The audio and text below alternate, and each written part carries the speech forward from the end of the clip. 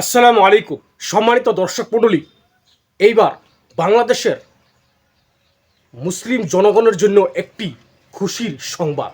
এইবার বাংলাদেশে আসছে ডক্টর জাকির নায়েক। তাকে কে চিনে না?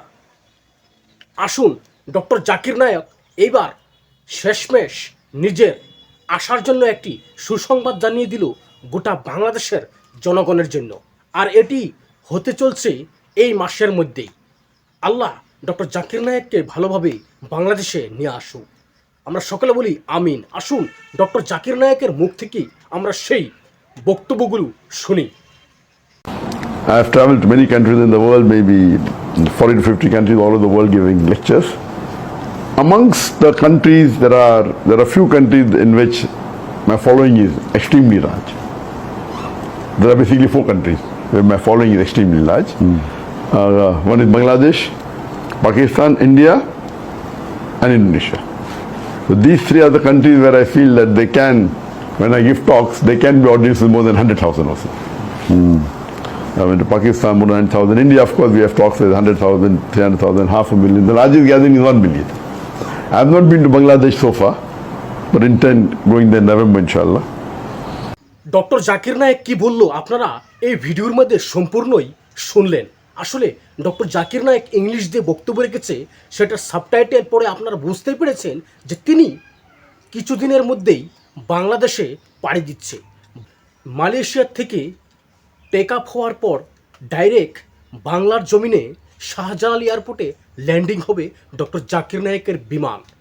আর গোটা বাংলাদেশের মুসলিম জনগণের জন্য এটি হবে একটি অসাধারণ দিন, যেদিন ডক্টর জাকির নায়েক কথা বলবে বাংলার জনগণের সামনে উর্দু ভাষায়।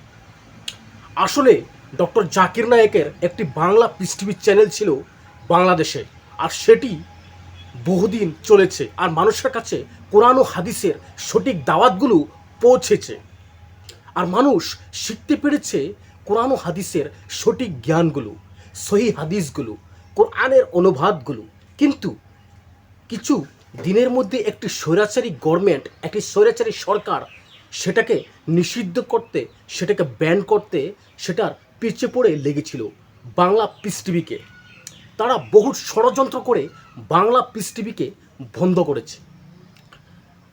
ডক্টর জাকির নায়েককেও বাংলাদেশে আসা ব্যান করে দিয়েছিল সেই স্বৈরাচারী সরকার, সেই ফেসিবাদী সরকার, যেটা গোটা বাংলার মুসলিম জনগণ ভালো করেই জানে।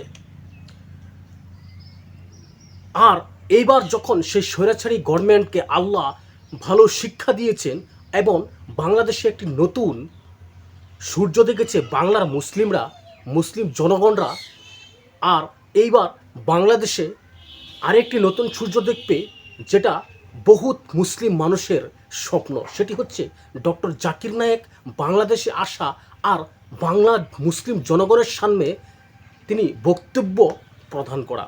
এটা বাংলার মুসলিম জনগণের জন্য বহুত দিনের, বহুত বছরের স্বপ্ন ছিল, আর সেটি এইবার পূরণ হতে যাচ্ছে।